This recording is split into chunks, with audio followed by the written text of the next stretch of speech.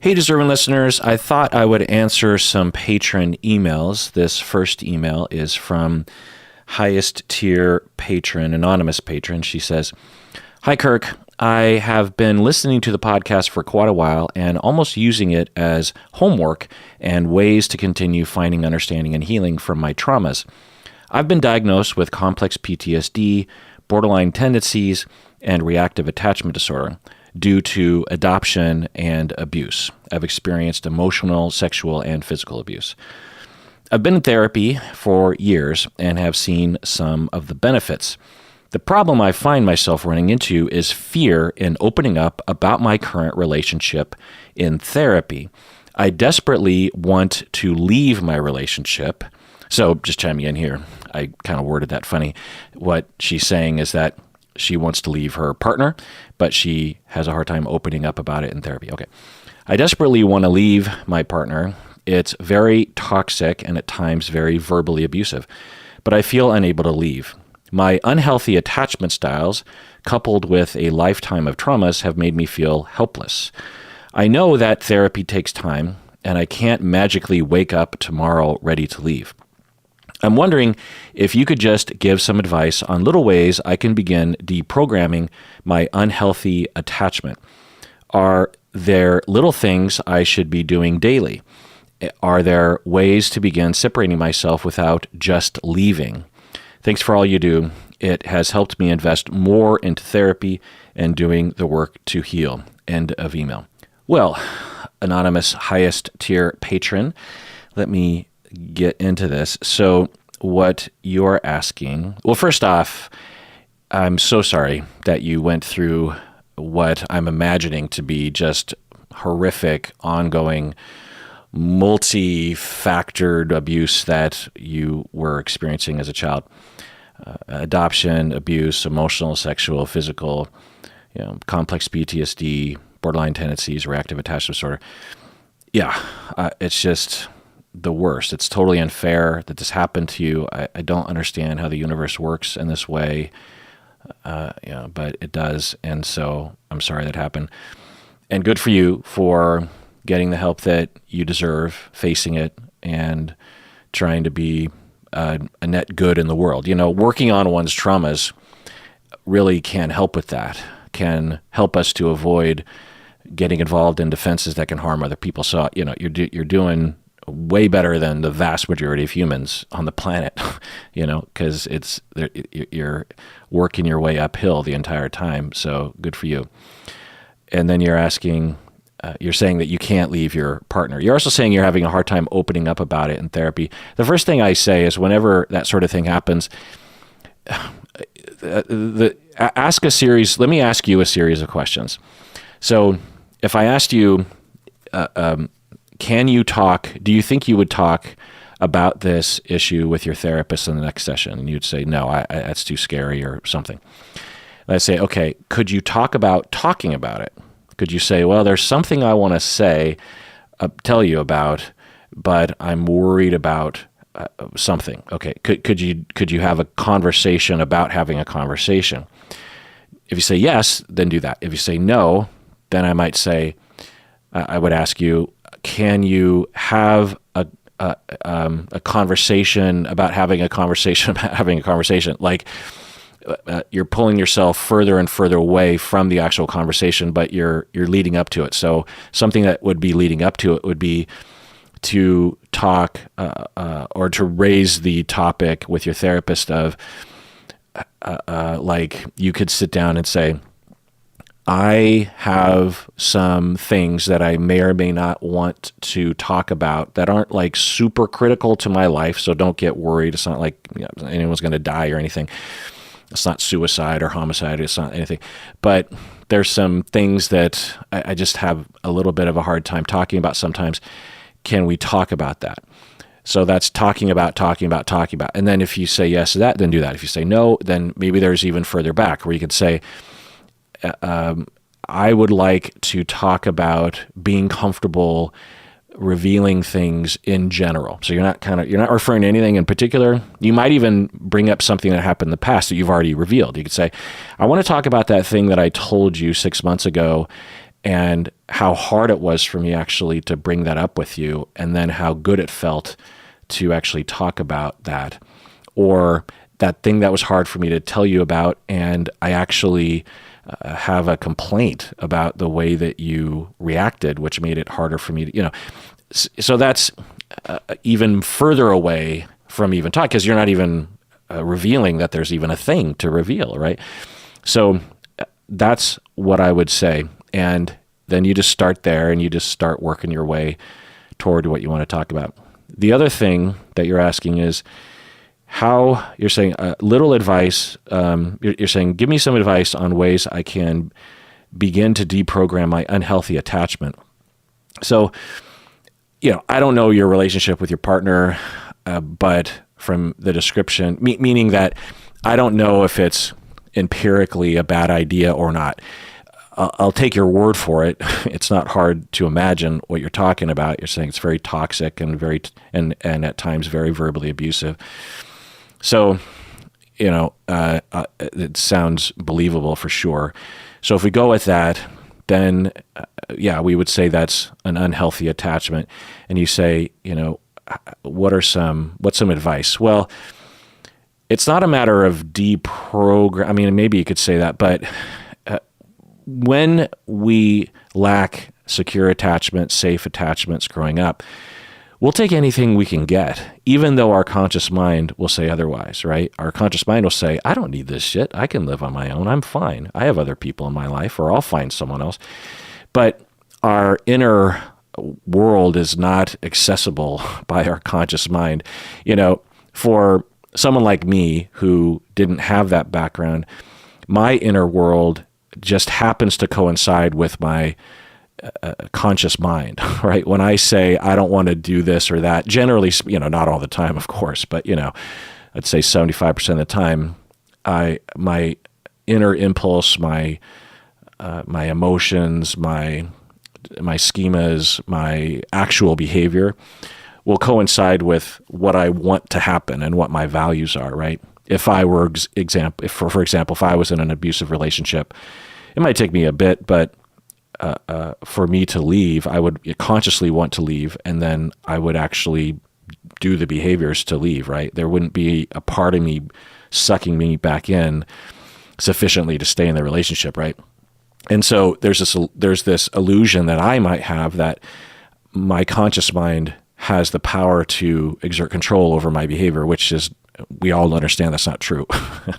And you're an example of that. Your inner world in all likelihood is saying, hey, no, I know it's bad, but being alone is worse. And it's hard to convince that inner child or that inner person that it's okay to let go. It's really hard to do that. It could be virtually impossible at times, as you have found out, right? So, some things to think about are, instead of thinking about leaving the partner, the thing you should be focusing on, this is what I focus on with clients in your situation, is finding healthier relationships. So the idea goes is that because that inner person can't let go, if they have someone else to hold on to, it'll be easier for them to let go.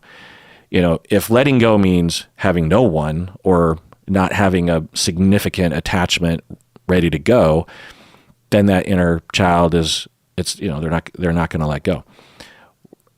Think about, like, if you're hanging from a tree branch and someone comes up and says, jump into my arms, I'll catch you. You're like, no. But if someone comes up with a ladder and you grab the ladder, it's easier to let go of the branch, right? Because you're holding on to something else. So if you have other secure relationships, and I'm not talking about just like people you can sort of confide in, I'm talking about like real deep attachments, people that you talk with very frequently, interact with frequently. There's a lot of love, a lot of security, a lot of trust, a lot of loyalty and dedication. That's hard, and if your abusive partner prevents you from doing that, then that's going to be hard too, right? Your therapist, though, can be that person. Not necessarily, it's not ideal because your therapist isn't there all the time, but that sort of intensity has, of course, been known to happen, and it can be very beneficial to people, and it can play that role. So that's one thing to think about. The other thing is, you ask, are there little things I should be doing daily? And I love this question because this is exactly in line with what I would have told you to do anyway, which is to ask yourself and set a reminder on your smartwatch or your Google Calendar or Post-it notes or something. Ask yourself repeatedly throughout the day, maybe 10 times, 50 times, however many times you can tolerate, really. Ask yourself, what am I feeling right now? What am I feeling right now? What am I feeling right now? What do I want right now? What do I want? What do I want right now? You won't have answers necessarily to those questions because of your neglect and trauma growing up. It can be scary not to have an answer to that question. That's the abyss of lack of self that can really dysregulate people. It's terrifying. I've been with clients and friends, frankly, who have been forced to face that abyss in a particular moment. It's very unnerving. And if you have borderline tendencies, there's, I don't know if you have this, but that emptiness is, sometimes present, and it's a very unnerving, horrific experience. You can reassure yourself you do have a self. There is no abyss. It's just dark. That's all it is. I use the analogy that you're looking into you're in the hallway and you're looking into your bedroom and it's pitch black. You can't see anything. That doesn't mean that there isn't a bed and a desk and a poster and whatever else, clothes, closets, whatever is in your bed. There's stuff in there, but the lights are turned off. You can't see in there. So you have to do what you can. At first, maybe you walk in, I guess I'm extending the analogy, to walk into the room occasionally and just kind of feel around for things. And although you can't see it, you just have to trust that that is, in fact, a thing that you can feel. Over time, as you become more in tune and connected neurologically, I don't have direct science around this, but the way that the brain operates, I'm guessing that this is how it works, that as you become more practiced neurologically and consciously paying attention to something, what fires together wires together, and what happens is your neurons will start making more connections and stronger connections that are more likely to fire, that are taking notice of perceptions that you were trying to develop when you were a child, but you were prevented from doing so. You can do that, though. And as you do that, then you start to turn up that dimmer switch on the wall in the bedroom. And if you do that for long enough, you don't have to work hard at seeing what's in the room. And there is no abyss, and it's not horrifying because you can see everything. You're grounded. So by asking yourself, the road to that is, what do I want? What am I feeling? What am I feeling? What do I want? What urges do I have? What sort of motivations do I have right now from me? Not what I can tolerate, not what I'm being told to do. What do I want? What do I feel? Where am I right now? You might even start fundamentally of, okay, well, what physical sensations am I having? Because that, asking yourself, what do you feel, can be hard sometimes. But if you can identify, well, my foot, like right now, I'll just say what I'm feeling physically. My feet have socks on them, and as usual, I do not have shoes on. I have sandals next to my feet because I can barely even stand wearing sandals. I don't like anything. I don't like having my body constricted. It really drives me bonkers. But I can feel the bottoms of my feet, particularly what do they call you got the heel and the ball of your foot. Is that how they, by your toes kind of? I can feel those on the carpet underneath my desk, and I'm sitting forward right now on my chair, and my my buttocks are on the vinyl or fake leather, seat through my jeans and my undies. My elbows are on the desk. my hands are clasped, and in front of me, also on the desk, I can feel my shoulders kind of, I don't know if tense is the right word, but they're sort of up. They're not tense. They're just sort of like, I'm talking. I can feel my lips as I talk. Okay. So if you can do that, then that's great. That's a definite step in the right direction, because it might sound absurd, but the level of denial of your opportunity to know who you are and how you feel and that you exist in the world was denied you. And you got to start at the beginning, which is, I'm here on this planet and this is physically what I'm feeling. Like I'm also feeling like a slight sweat on my hands because they're clasped, sort of like holding someone's hand for too long. I'm feeling very neutral about the temperature in the room right now, which is perfect for me. I guess I could feel my shirt on my body. It's a Elliott Smith shirt, custom that I made. Not made, but ordered. Anyway. So if you can start there, then that's great. If you can also answer the question, how do you feel? Then that's great too. What are my motivations? So set an alarm hundreds of times a day if possible, but as many as possible. What do I feel? What do I want? And really, sit there. Even if there's a question mark, what do I feel? You might immediately say, I don't know what I feel. Then it's okay, but just sit there for a second. Don't run. It's okay to have a question mark. Just take a second. Sometimes if people take just even a couple seconds, they might actually start to realize what they feel. It's okay at the end of those 10 seconds of thinking and say, I don't know what I feel. That's okay. Just know that if you keep asking, eventually, in all likelihood, you will start to see what is in that bedroom because you're turning up the dimmer. By asking that question, you're slowly turning up that dimmer switch. And what do I want? What are my needs right now? Am I hungry? Do I want a hug? Do I want to get out of this place? Do I need to go to the bathroom? I mean, literally, like Umberto actually runs into this. I often marvel because, we'll be recording these long stretches of audio or whatever, video, audio podcasts together.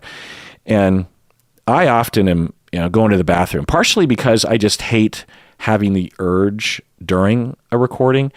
So I'll like preemptively go. Do you know what I mean? Because I'm just, even if I don't necessarily have to, sort of like your parents before a long road trip would say, look, go to the bathroom, even if you don't have to go terribly, go, because, it'll make it, you'll last longer in the car. It's sort of like that. Well, Berto almost never goes he'll come over to my house. We'll record literally for 8 hours straight, and he doesn't even stand up from his chair. He just sits there. I'm always squirming. I'm standing up. I'm sometimes in the middle of a podcast, I sort of give Berto this hand signal that says like, keep going. I'm not standing up because there's something wrong with the podcast. I'm standing up because I'm not talking right now and I need to kind of stretch, which will be optimal. So I'll give him my hand signal. I'll stand up. I stretch. I sit back down. Berto never moves. And I'm always thinking, I'm a very fidgety person. My God, I must just be like this nervous bundle all the time, which I think is partially true. But it's also true that because of Berto's traumas that he had to work on in therapy a lot, but he still needs work on it, is he ignores his body. Or if he notices something, he will downplay it for the greater, what he believes to be the greater good. It's not the greater good to me. There's this thing inside of him that's, I think, that is saying, look, this is going to inconvenience other people, so ignore it. You're stronger than that. You can push past it or something. And very recently, because I've been kind of trying to push him on this, because I'll see evidence of stuff like this, that he's told me, I think the last time I recorded, he said, look, Kirk, can you just tell me to go to the bathroom? Because so he went to the bathroom at the end of recording for a really long time last time we were recording. And he came back out of the bathroom and he said, I just took one of the longest pees of my entire life. Kirk, can you tell me to actually go? Which is weird because when we break, I'm often going to the bathroom. It's a perfect time for him to go. You know what I mean? So, swords, that kind of thing. And so, but it's an interim phase. Of course, the goal we want to achieve is that he can notice his body and value it, and also not be so concerned about inconveniencing other people, right? But in the interim, he's asking for my help, which is great. I absolutely can. And this can sort of facilitate those phases of growth and development. I'll be that superego for him. I'll say, hey, go to the bathroom, or, remember that time where you ignored that, and then so I can do that. Eventually he'll be more in tune.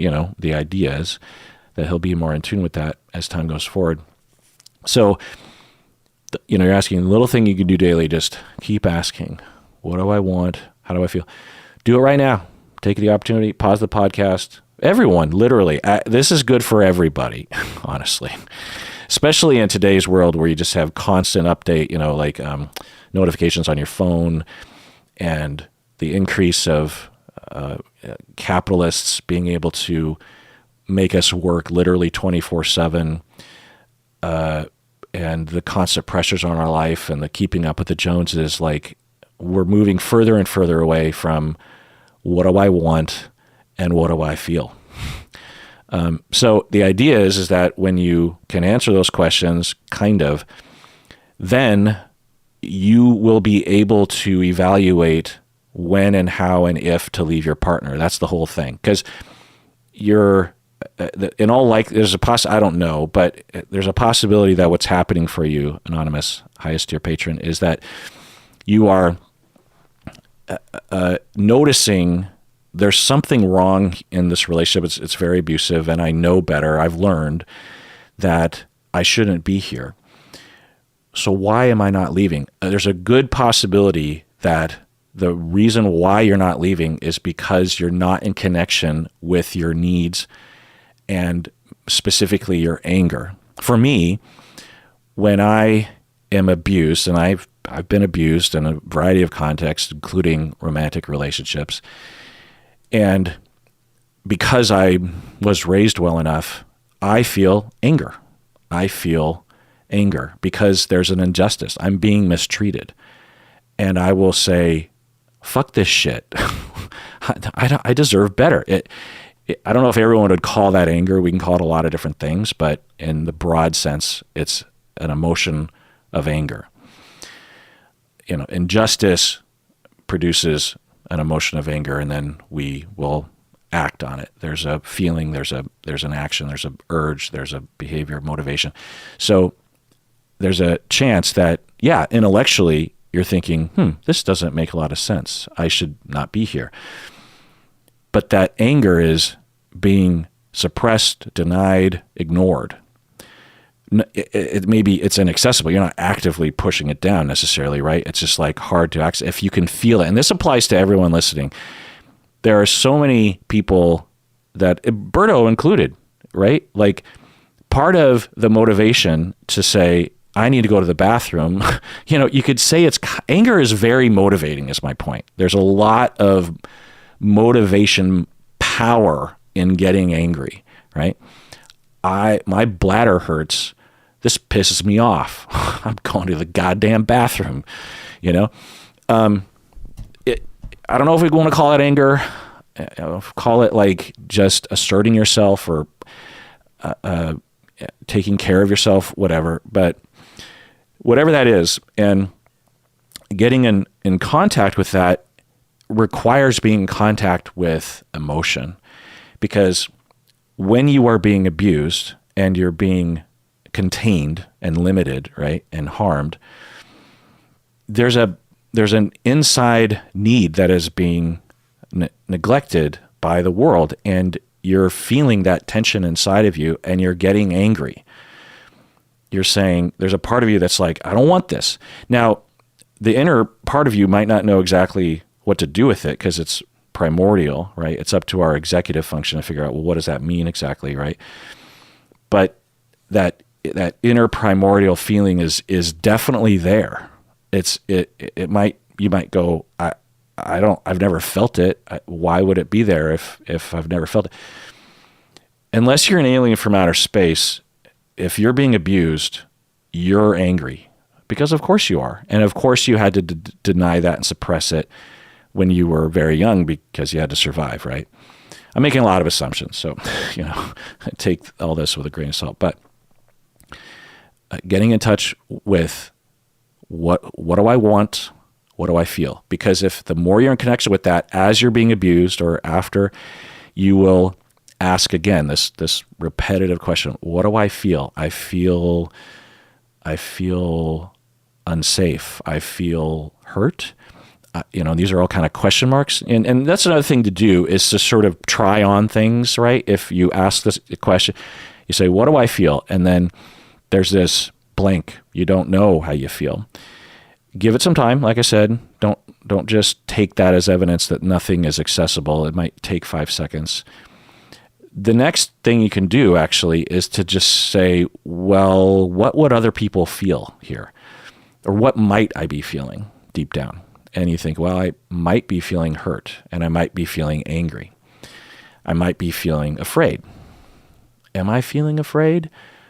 What would it feel like to be afraid? What would it feel like to be hurt? What would it feel like to be angry? Those are other questions that you can fill in there if there's nothing readily accessible, not acceptable. Then you can ask, what do I want? What do I want? And again, give it some time because maybe something will come. And then you can think, well, what would someone else want if they did feel hurt and afraid and angry? What would they want? I guess they would maybe want to get out or to defend themselves or to leave physically or something. And you don't have, and the thing is you don't have to do it. That's the fear that can keep a lot of people from accessing these feelings, because they'll feel like, well, if I start to entertain this area and say, well, I feel this way and thus I want this. Oh, God damn it, I have to do it. That's too scary. No. Feelings and wants and urges and motivations are just that. They have nothing to do with actually taking action. There are so many feelings and motivations and urges that I have that I never take action on because I conclude it's not the right time, or it's not appropriate, or it's not moral, or it's not in my values, or it's not it's not going to fit in with my situation. But at the very least, just recognize that you don't have to take action. You could for a couple years, you could just sit with acknowledging what you feel and what you want, and never leave your partner. Those are completely separate things. They're related, of course. Actual action is related. That's the whole point. But it's not required, and there's no rush. And that voice that says, well, if we start to feel, and we start to need, and we start to want, then all shit's going to hit the fan, and everything's going to fall apart, and the kids, what about the kid, or whatever, right? That voice is the abuser in your head, probably from your childhood, saying, if you feel and pay attention to yourself, very, very bad things will happen. Parents sometimes, abusive people will literally say this to children in not so many words. They'll say, like, if you have emotions, or I don't know, like, I'm trying to think of an exact scenario. Anyway, I can't think of one, but you might be able to think of some for yourself of these messages being given to children that are very explicit, that the child cannot pay attention to themselves and have emotion, or else very, very bad things will happen to them. And so, I mean, at the very least, when you're a child and you're stuck in that situation and you have an urge, because the mechanism of suppression and denial hasn't been fully realized yet, might be 3 years old, and you are starting to learn neurologically and consciously that even if you allow yourself to think about yourself, there's a good chance that that will lead to you, maybe even just crying can get you more abuse, right? So it's better to deny, right? So it was true in the past that to pay attention to oneself actually did lead often to abuse and lack of safety. But that's no longer the case in all likelihood. I don't know, but in all, the way you describe it, I mean, the fact that you're in therapy says you're not completely isolated and gaslit and everything. So yeah. And then you ask, are there any ways to begin separating myself without just leaving? This is one, you could say this whole thing that I'm saying is in line with that you are, this is for you. And it is not for your partner to think about what do I want and what do I feel, particularly if they are things that are counter to what your partner wants, right? But they're just internal and you don't have to share or do anything about it, but it's your world and it's you and you get to have that. And it is by nature separate from your partner. It's the same for everyone. My inner world is separate from Stacy. I have an inner world that is not connected to her. I get to have that. She gets to have hers as well. And you get to have yours. Without that, it's very difficult to do anything. And even if you did manage to somehow get away, if you still weren't in connection with that, it's really hard not to go back, honestly. So that will help. Now, there's a whole practical side to this that, of course, talking with your therapist, finding a DV specialist, an advocate, you can contact these organizations by calling the National DV Hotline, right? And getting in contact with, sometimes it's a therapist, sometimes it's a volunteer that will be very practical with you. They won't pressure you to leave. I mean, all the ones that I've worked with, and I'm pretty sure it's a part of the whole program that, there's a set of principles. And of course, they know better because they're often recovered victims themselves, that to pressure someone to leave is wrong and immoral in a lot of ways, but also it pushes people away, pushes victims away, because to shame them or to push them can be scary. So these advocates and these helpful professionals will never do that. They'll never pressure you, but they will at least give you a path if you want to take, even if it's just temporary. Leaving isn't necessarily leaving for good. Of course, that sounds like that's what you want, but in the interim, you can leave in a variety of ways. You can leave for a night or for an hour or for you're just even not in the middle of a fight. You could be like, I'm going to take a road trip by myself. There's a lot of different things one can do without having to commit to just leaving, right?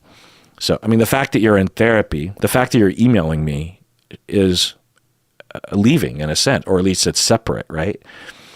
The fact that you have a thought of, I want to leave, is separate. So that's another thing that you could do maybe is just to, in your mind or in a journal or something, you can write out everything that is you, just even qualities that you have, that's you and not a part of your partner. There's just separate things about you that, not even, it's just like I like cats and my partner doesn't, that kind of stuff. So hope that helps. Let me know, everyone. Let's take a break.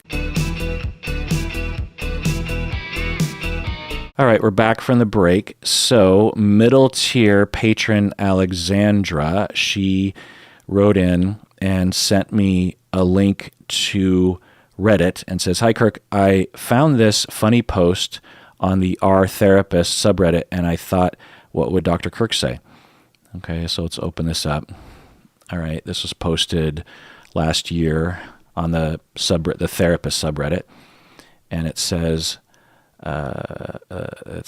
Therapist House Party. This is a fun post. Let's say there's a house party. Each therapist-based profession is invited. MFT, LPC, LCSW, psychiatrist, psychologist, etc. It's funny that they put an etc. I'm pretty sure the only person we're leaving out here is a psychiatric nurse, honestly. Because you got marriage and family therapists, you have counselors, social workers, psychiatrists, psychologists. You just need a psychiatric nurse there. Pretty sure that's everybody. So let's say there's a house party and each profession is invited. What do each bring to the party? What do they talk about? Who do they hang out with? What do they do at the party? I'll go first as a marriage and family therapist. I'd bring a charcuterie board, ask about your significant other constantly, and want to play subjective guess who. Subjective guess who? What's that? Subjective guess who? Let's Google subjective guess who. Subjective guess who. Oh, it's a nostalgic board game that went viral. Oh, okay. So it's like looks like a simple kind of, looks simple. Hopefully, I don't know. Anyway, looks kind of fun. Okay. Well, first off, I'm glad you sent me this. Reddit threads are kind of fun to talk about in the podcast and look at. I'm not a huge fan of these kinds of threads on Reddit because often I find, I don't know. Of course, everyone's just joking, but it just seems to reduce an entire mammoth group of people to like stereotypes or something, which I'm not a huge fan of. But if we're just saying, let's just make fun of us for a second, then yeah, I'm all for that. So someone named Fulf, who is a psychotherapist in the UK, says, I'm a person-centered therapist who works a lot of trauma. That's kind of a weird way. I thank the host kindly for their invite and stay home to be away from socializing. Ha ha ha. Okay. And then someone replies to that and say, ha ha ha, same. I'm a huge introvert and an LPC, licensed professional counselor, and I specialize in trauma. I would thank the host for the invite, kindly decline and stay home playing Baldur's Gate 3. I love that game. Yeah. There's a lot of, I feel like I should do a deep dive on introversion, extroversion, because there's a lot of seeming misunderstanding about that. Because going to a party or not going to a party isn't necessarily an extrovert-introvert difference. There's just different sort of people, really. Like you can be an extrovert and actually be the sort of person that wouldn't want to go to parties, which might sound weird, but that is, it's absolutely possible. And it's absolutely possible to be an introvert and totally enjoy parties. The construct isn't, we tend to use it as a stand-in for people that are more social versus asocial, right? Which people tend to use the word antisocial, but what they really mean in that context is asocial, meaning without social. And so the anti is against, and so if you're against society, then you're harmful, right? But if you're just without society, then that's asocial. Anyway, I think I have my Latin. Is it Latin or Greek? Anyway, one of those. The next person that commented, psychotherapy memes is their actual handle, and they're a licensed marriage and family therapist, and they identify as a psychodynamic therapist, and they say, I'm a psychodynamic therapist, and I'm bringing your mom. That's actually funny. I'm a psychodynamic therapist, and I'm just bringing your mom to the party. It also just sounds kind of like you're starting a fight, like your mama joke or something. Next person, social worker, school-based, elementary, named Kay Bearclaw. They say, I bring a bunch of Cheez-Its, popcorn, pretzels. Ooh, I love Cheez-Its. I love popcorn. Depends on, pretzels, it kind of depends. Finger food stuff. So I bring those things. I keep trying to get people to play Candyland with my own twist on the rules. Someone pulls out Monopoly and I cry. I don't get it. So I bring finger food stuff. So I'm a child. Oh, because in elementary school, there's always snacks, I'm guessing. Is that what they're getting at? I keep trying to get people to play Candyland, because that's probably what she does all day, with my own twist on the rules. I don't know if that's because she deals with a lot of kids that have different rules for Candyland, or she just has a different twist on the rules to kind of facilitate therapy. Literally, the last time I played Candyland was with a kid in therapy. I worked with pre-12 kids, kids younger than 12, for the first, 4 years of my career, and they were only a small percentage of my clients. But that's the last time I played Candyland. I played it as a kid and loved. Wait, no, Candyland. I'm thinking Chutes and Ladders. Candyland. What's Candyland? Candyland. I just have to look at the board. Candyland game. Okay. Googling it. Candyland. Yeah, it looks very much like Chutes and Ladders. So it looks like I think you're just trying to get to the end, right? Yeah. So anyway, and then they say, okay, I pull out a game Candyland. Okay, someone pulls out Monopoly and I cry. I don't understand that. Is this therapist acting like a child, like one of the clients? Or is it because it's too complicated for child therapists? Someone loves it, says, oh my God, love this. I'm also a social worker in oncology, and I'm going to bring a MYO salad. MYO salad? There's so many terms. What's MYO salad? It's a type of salad, apparently. It's just like beans and stuff. Because it's a healthy option, and I hope that there's something here for everyone. I'm going to try to make small talk by asking you probing medical questions that are not my business, okay, because that's what you're doing at your job. Then later, when I'm stuck with the one person who wants to overshare at the party, I'll stare longingly and wish I was the art therapist getting high and chasing butterflies. That's kind of funny. But so, I guess that's another thing I think about these kinds of Reddit threads, is that if you just describe your job, right? If you're just like, I come to the party and it's like if I were to do this sort of version of a joke, I would say, well, I'm trained as a psychologist, and I'm a licensed marriage and family therapist as well. I'm also a supervisor, and I guess I won't try to be funny because I'm trying to make a point. And so what I do is, for half the time, I assess everyone's personality, and then the other half of the time, I'm assessing the hierarchies of the people in the party or something. You know what I mean? It's like if I just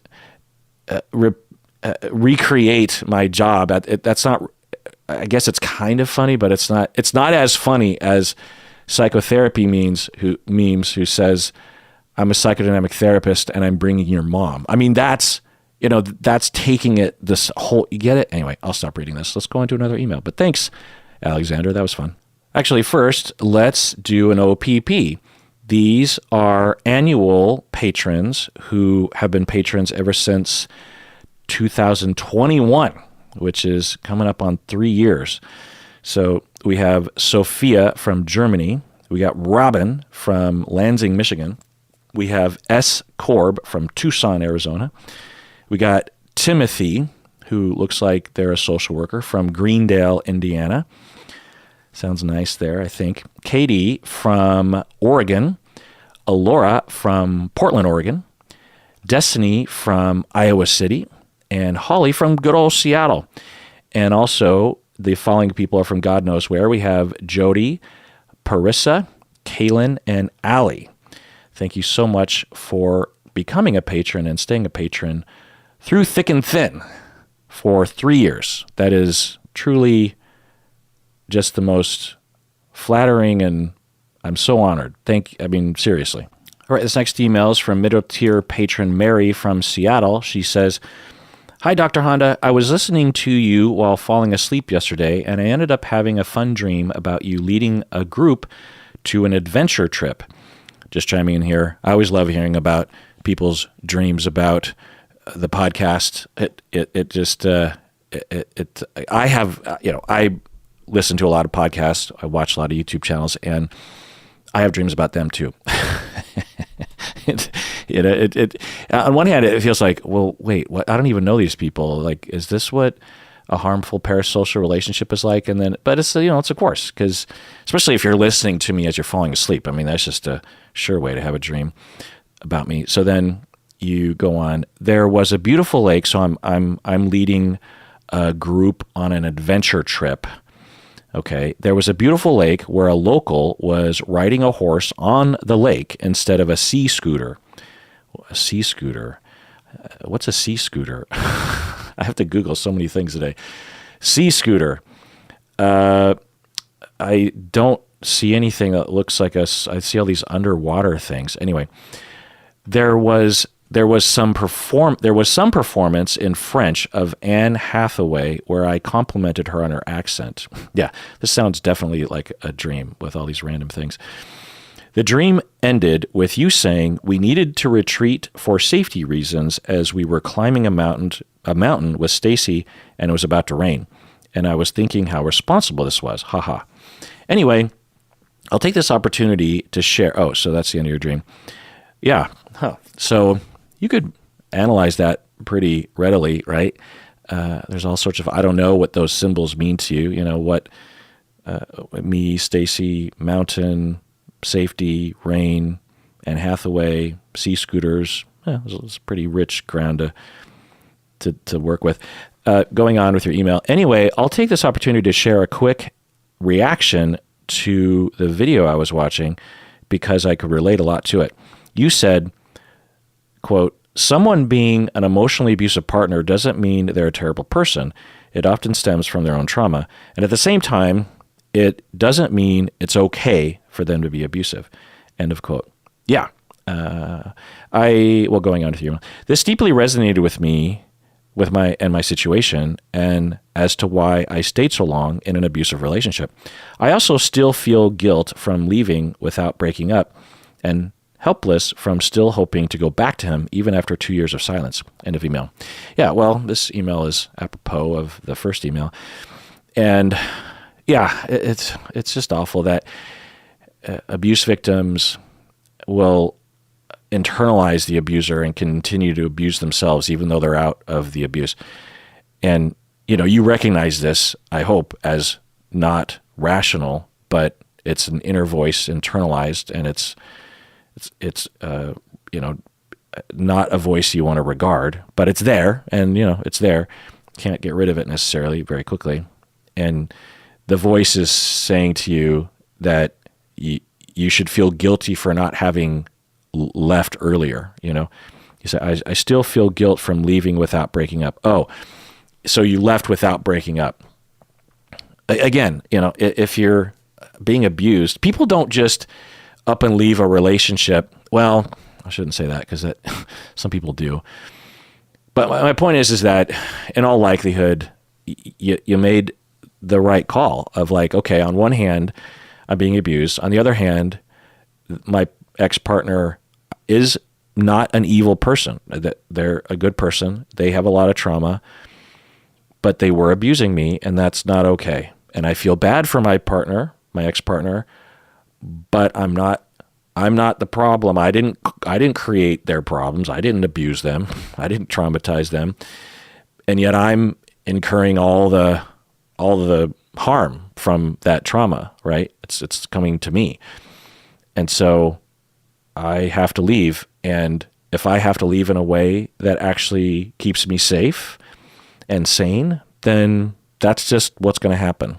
And it's not the best situation, but I'm in a fucked up situation, and fucked up situations require fucked up measures to get out of fucked up situations. Just leaving without breaking up. If you just said that, you're like, what? But in context, it's like, oh, okay, well, yeah. I mean, it's the lesser of several evils, right? So I'm guessing that's what you did. So, don't listen to that voice. And then you feel, helpless for still hoping to go back with him, which is very common. One way to think about it is that, this is the way I think about it, is that, again, neurologically, when we bond with someone, for better or for worse, whether it's a healthy relationship or an unhealthy relationship, we bond with that person. They become locked into our brain as someone that is our attachment. I don't know what to say. It's like a familiar thing, right? It's sort of like for me, if I think of non-relationship things that I'm attached to or have this kind of vibe with me, is trees in the Pacific Northwest. I grew up in a house that was surrounded by, we were on a pretty small lot, but the lots around that we didn't own the land that was around our house, but that land was left to be forest and trees and bushes and trails that we would make. And so I spent since there's no Atari or Nintendo or internet or anything, me and my friends, we just would disappear into the woods all day. and I would even walk to school through trails in the woods, partially. It was a functional part of my life, is, the smell of wet earth in the winter and the spring, the pine needles, the alder trees, the maple leaves, the salal, just all that. And when I smell that, when I'm with it, when I can see it, it really has this deep resonance with me that I will miss if I don't have an opportunity to be around it. Almost every house that I have moved into in Seattle, I put a big premium on having at least some of that in my yard or near my yard. And I currently have a house that has a lot of that, actually. I sort of lucked out with this kind of weird lot in Seattle that probably shouldn't really have a house on it and didn't until recently.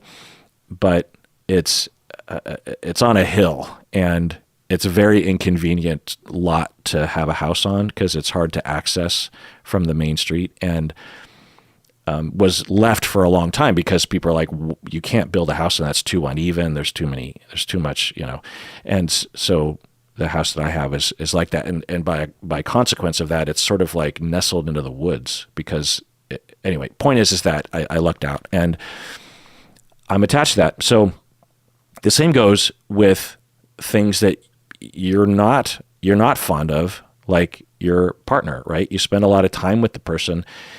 You smell them, you watch them move, you also have good times with them, especially in the beginning of a relationship, right? You have a lot of physical bonding potentially, right? And you hearing their voice and sleeping next to them, hearing them snore, whatever. There's just a lot of perceptions day in and day out that just get encoded in our brains as like, that is our person. And it, once that person is gone, there's a natural tendency to want to replace, to want to get back to that. And other people won't have those same associations, right? Because they're not the same person. So it takes a while, if not forever, it can take a lifetime, much longer. It's not uncommon for someone in your position to 10 years from now, 20 years from now, 30 years from now, still have dreams about that person, still have a part of you that wants to go back to that person. You might even call your future partner his name in the future, even though it was 30 years in the past. And that's not evidence that you're in love with the person or you should be with the person or you're twin flames or whatever. It's just those neurons that got locked in, and those neurons are very important. We have a lot of our nervous system that is oriented towards building attachments and safety in relationships, especially couple relationships, right? I mean, it's what makes the world go round. Most of art is about this. It's about love and sex and bonding and family, And so there's a lot of you that kind of got wired towards that person. It doesn't mean that you can't fall in love with someone else or be bonded to someone else. Of course, it doesn't mean that, but it just means, there's always going to be a couple neurons at least that are going to be oriented towards that person. And by a couple neurons, I mean a lot more than a couple, because we have a lot of neurons available to us. But so there's that. But yeah, absolutely. It's something that I didn't realize I would have to say, what you're pointing out. I kind of rather recently, maybe in the last few years, I finally realized that I would have to say this, because to me it's so obvious, but apparently it really is not. And I'm not saying that people are stupid. I'm just saying that, particularly if you're in an abusive relationship. So, the point that I will frequently feel like I have to say is that, yes, abusive people. So, the typical way that people talk about abusive people is that they're evil, right? They don't say the word evil necessarily, but, people say, oh, they're a narcissist. And I think what they're saying philosophically is that person is evil. They're born evil, or they just are. They cannot be redeemed. They are a different sort of human. There's no hope for them. And the closer you get to them, you will automatically be harmed. And they consciously and volitionally want to harm other people. If they're being nice to you, they're just tricking you until they can be nice to you. That's what they're saying when they're saying a narcissist or a toxic person or an abusive person. I think it's somewhere on that spectrum. And certainly there are people like that. There are sadistic psychopaths. Ted Bundy was a real human being. So those are, they're out there, but they're extremely rare. And the possibility that someone on the internet who claims that their ex was a malignant, narcissistic, whatever, sociopath, chances are that individual is not a malignant, narcissistic sociopath. That person that couple went through a very common scenario where they fell in love, and then they started to trigger each other's issues, and then they started to fight and hurt each other's feelings, and then you left the relationship and you have a very negative point of view about that partner. That's all normal. And then you're searching online for a label to somehow validate or explain or something. And the internet is more than ready to fill people's minds with false notions of labels like that. So anyway, that's the way I think people see those kind of individuals. The way that I see the vast majority of abusive people is that they're good people, just like everyone else. They went through tremendous trauma and modeling growing up that resulted in them having adapted to a defense that results in them being flat out abusive and mean and harmful when they feel like they are. There's a lot of triggers, but a major trigger for them is when they feel like they're going to lose their partner. If their partner looks at someone else, right, they get jealous and then they react with physical violence or verbal abuse or something.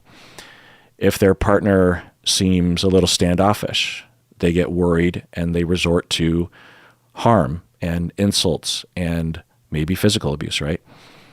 And so when I explain it that way, it evokes empathy or care or compassion for these individuals, which I think is the appropriate response. And then usually that's where I just leave it. But apparently what I need to be saying in addition to that is, but by no means does that mean you need to stay in the relationship. No, just because and I think that's the function of evilizing these people, is because it justifies leaving them, right? And drawing boundaries.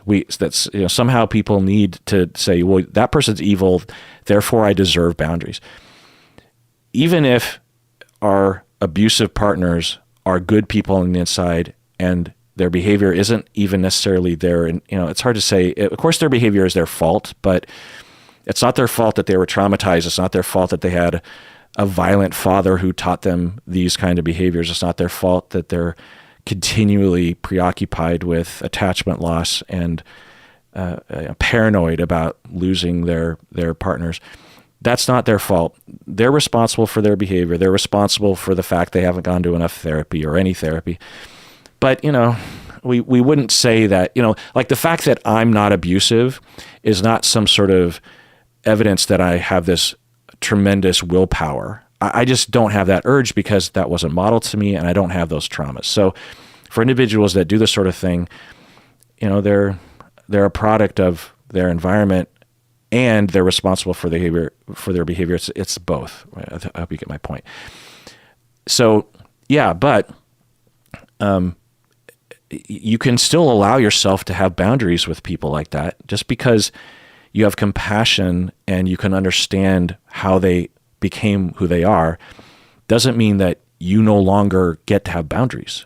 Just because someone is likable doesn't mean that you have to deal with their shit.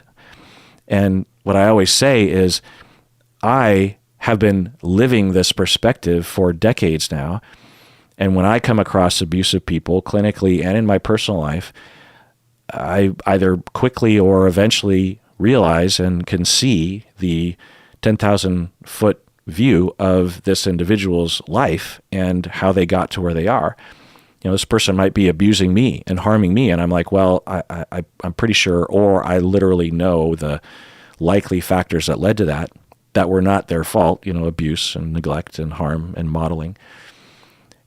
And yet, I am very quick to draw boundaries. In fact, when I can identify that whole ball of wax, it accelerates my drawing boundaries with these people, sometimes just completely getting as far away from them as possible, emotionally and physically. Because when I can understand the whole picture, then it makes sense to me.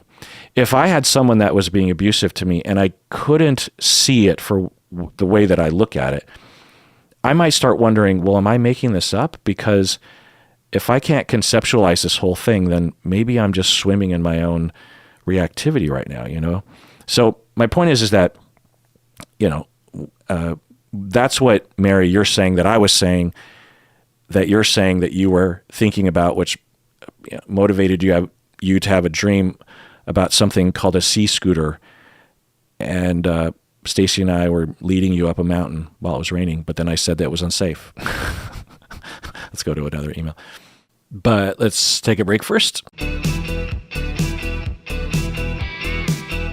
All right, this next email is from middle tier patron and YouTube member, Mary from Arizona. They say, I've listened to several of your deep dives on various personality disorders, and I've found myself resonating in a big way with several of them. So how many personality disorders can a person have? None of them resonate for me in all aspects of my life 100% of the time, but in certain specific contexts, it feels like they're highly descriptive of me. End of email. Yeah, well, another way to think about it is that we all have aspects of all the personality disorders.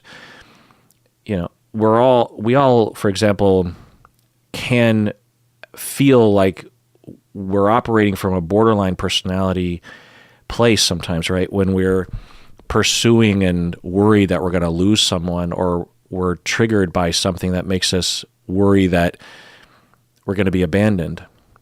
All of us have had that feeling, but not all of us have had the traumas. I will say, another way of putting it is all of us have been traumatized, at least to a small extent, in the way that people with personality disorders were traumatized. People with borderline were traumatized. The vast majority, if not all of them, were traumatized by abandonment, whether it was by obvious abandonment, like a parent literally abandons the child, or a parent is being abusive to the child and abandons them metaphorically. So we've all had that experience of being abandoned, even by the best parents in the world, right? It's just kids misinterpreting things, or they were abandoned by other kids at school or something. And so we all have those injuries and will react.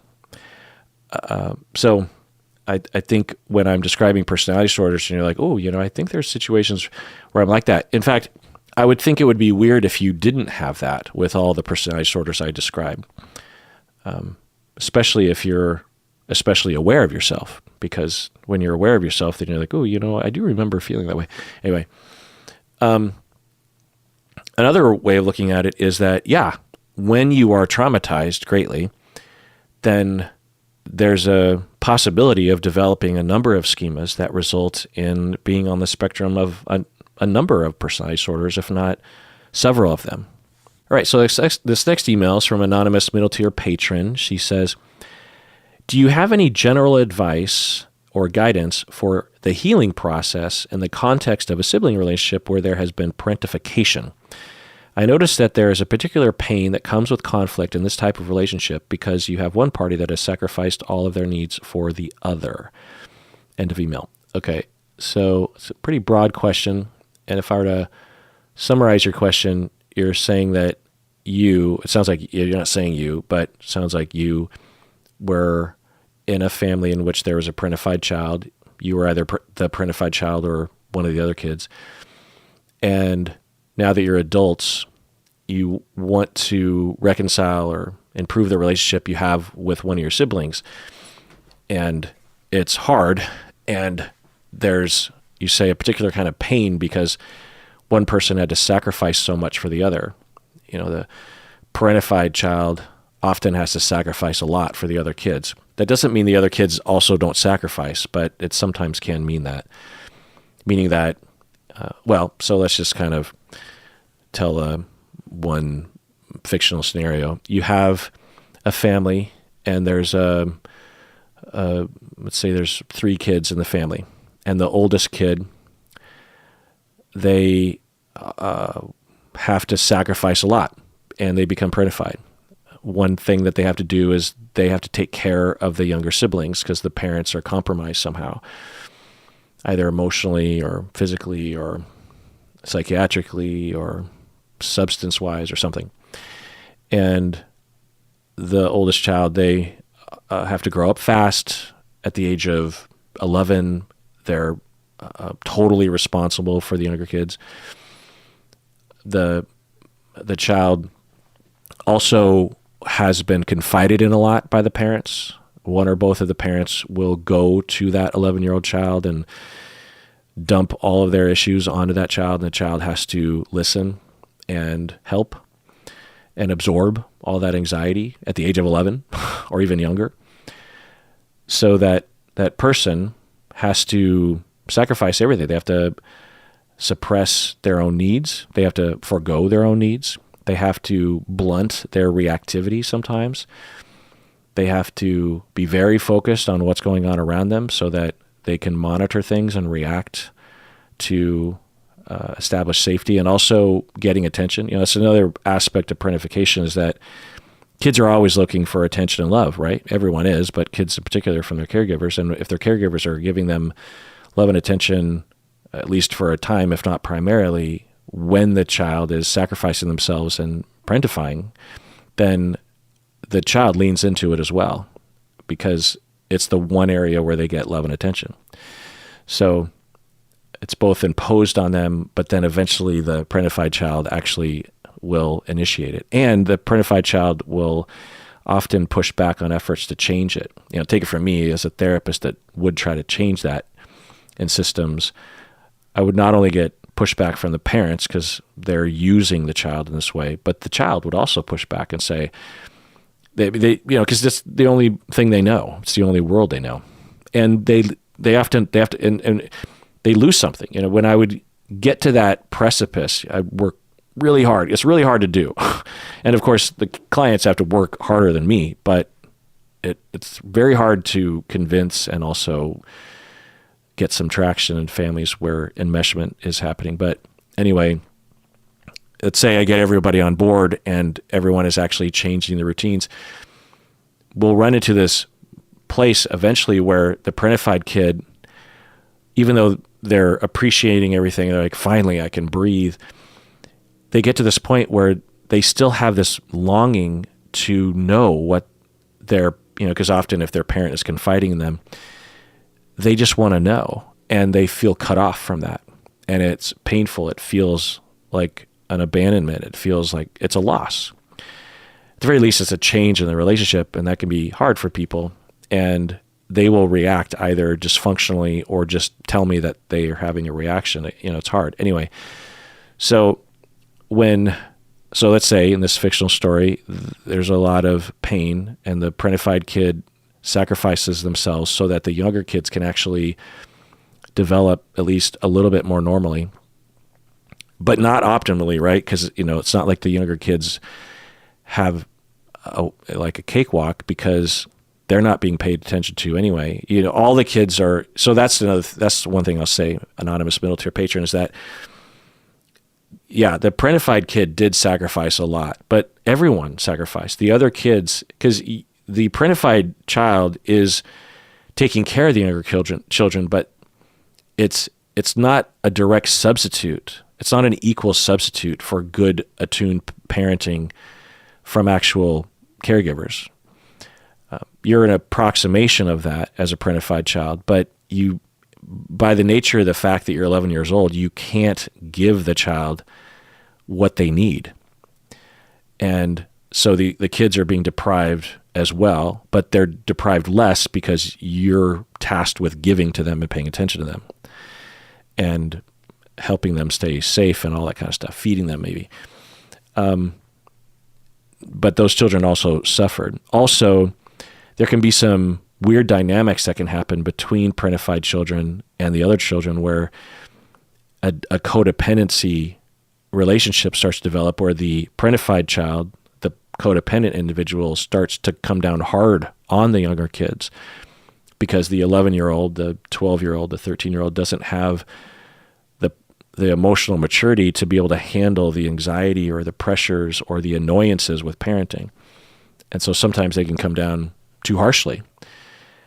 And sometimes that can result in the younger kids actually incurring more harm than the parentified kid, because the parentified kid, although is being harmed, they're not being abused because they're just being ignored or something, Anyway, so that's one thing. But you're asking, what's some general guidance on how to heal the relationship? Well, it's too hard to answer specifically, but generally speaking, so the tasks are that the parentified individual often will retain a lot of the codependent assumptions and impulses. And there are different styles. In my deep dive, I went over the 3 that I came up with. You have the controlling codependent, the accommodating codependent, and then the chameleon codependent, which is rare. But, the accommodating one is the one that dotes on the other person, and then the controlling is the one that controls by making the other people feel incompetent to make sure that the other people don't do things that require the codependent person, the overfunctioner, to fix their problems. So they often will keep the underfunctioner underfunctioning and isolated so that they don't take risks and they don't learn from their mistakes. So, and they don't grow.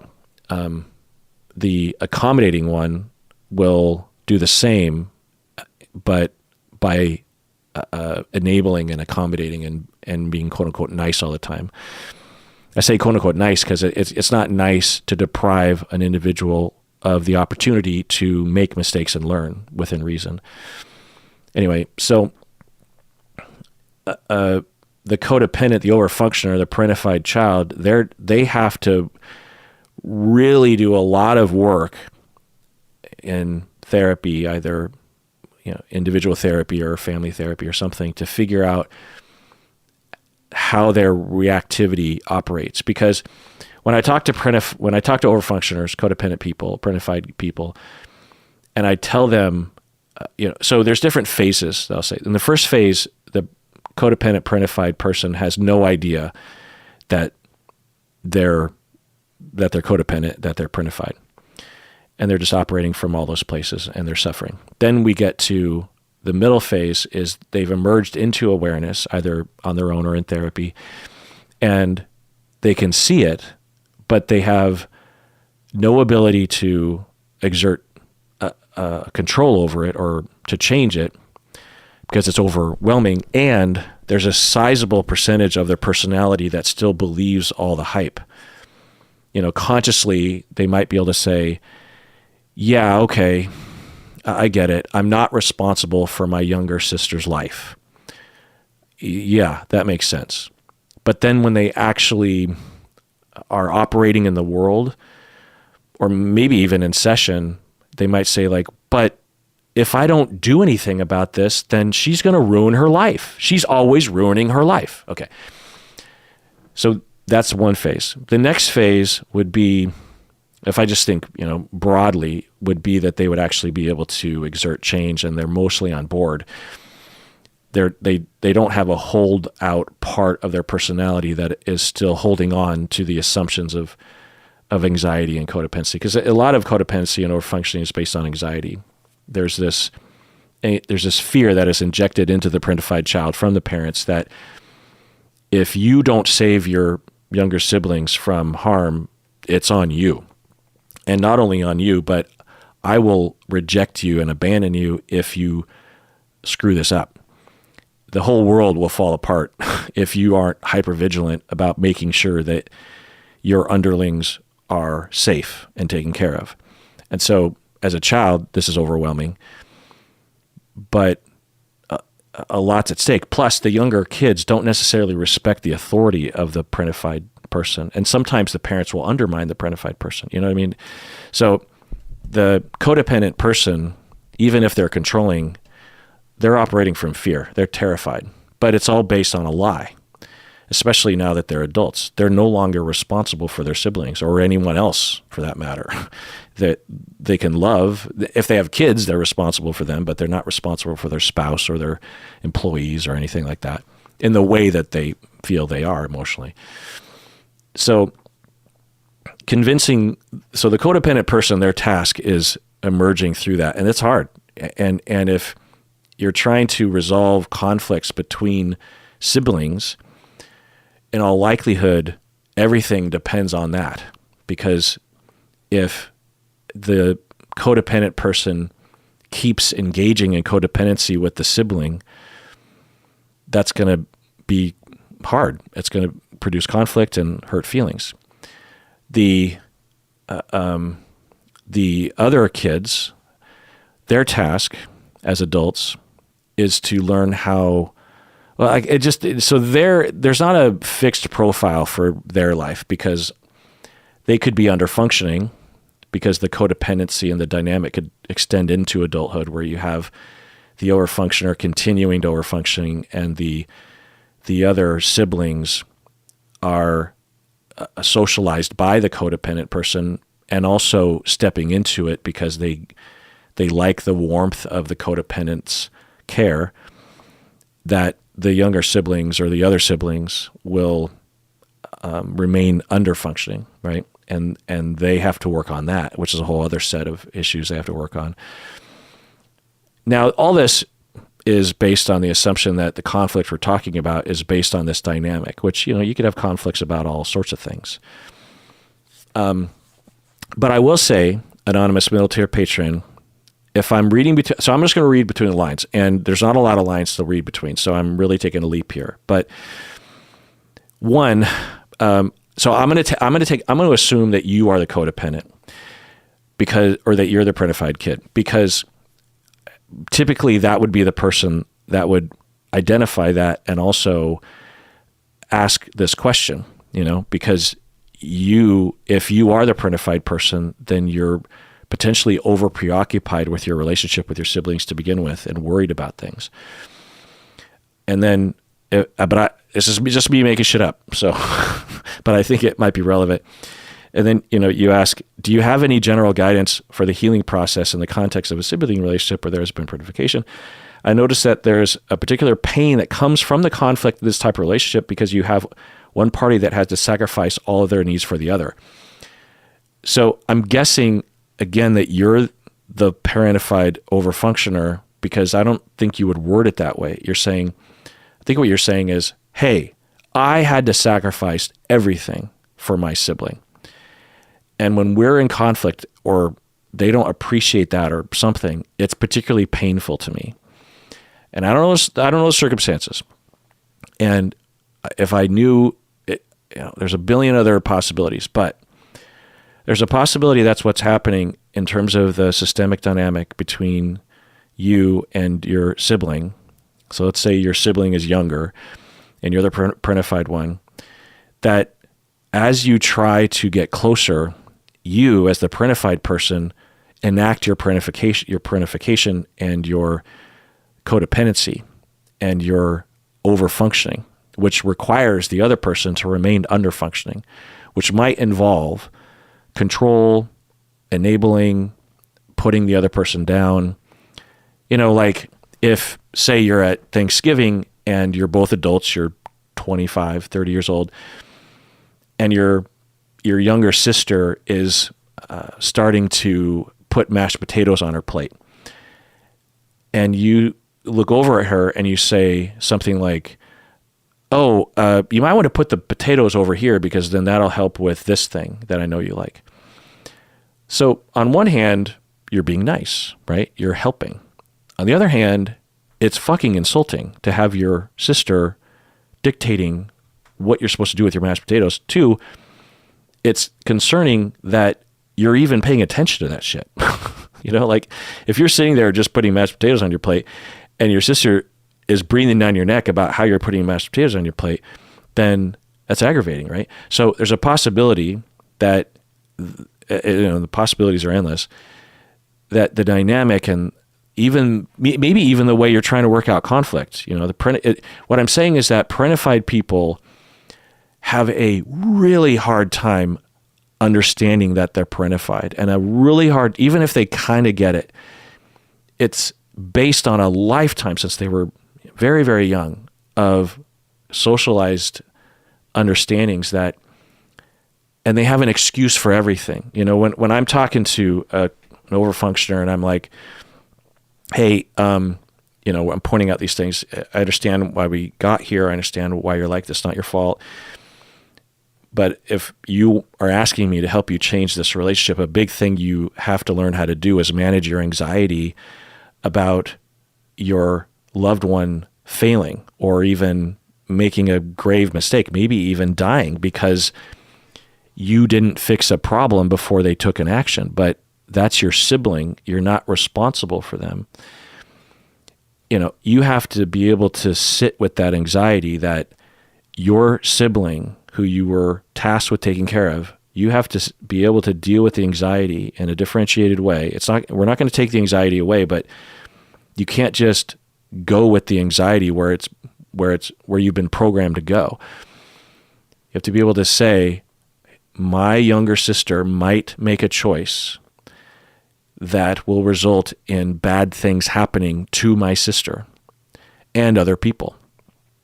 I might even have to sit with watching my younger sister make a number of mistakes where she has a number of negative consequences.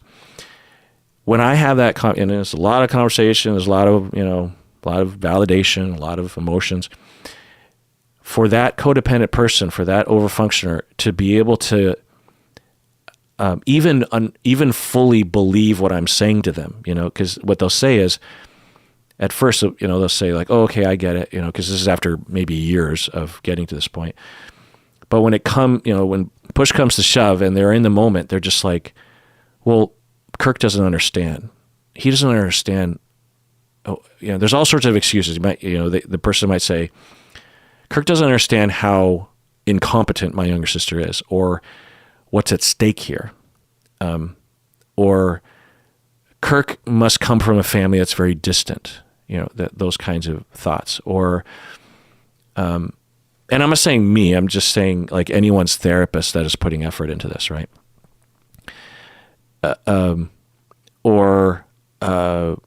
Another thing that happens is, like I said, the underfunctioner will sometimes suck the overfunctioner in, right?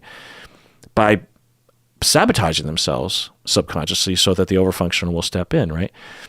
So it's really, really hard to change. And unless there's a lot of therapy and work, it's really hard for two siblings, if they're having conflict around these issues, it's really hard for them to navigate what's happening because there's when I did the deep dive on codependency, I called it a personality disorder because I came to the realization during that deep dive that it fits all the criteria for personality disorder because it is based on schemas and early traumas, and it completely distorts reality and causes a lot of problems. And there's a moderate to severe codependent personality disorder, as I'm calling it, involves a disconnection from the self, just like all the other personality disorders. So to change borderline or histrionic or paranoid or avoidant or OCPD, we all understand that that's hard. It takes a long time. And that's the same with codependency. So that's what I'll say about that. All right. Well, let's adjourn there. That was fun to go over emails. I want to do this more because there's a lot of emails, and I have a goal to wipe the slate clean. At the beginning of every year, I try to answer all the emails that I can and start anew with the Google Docs that Stacy populates with all of your emails. And so, hopefully I can get to that at some point. And everyone out there, please take care of yourself because you deserve it. You really, really do.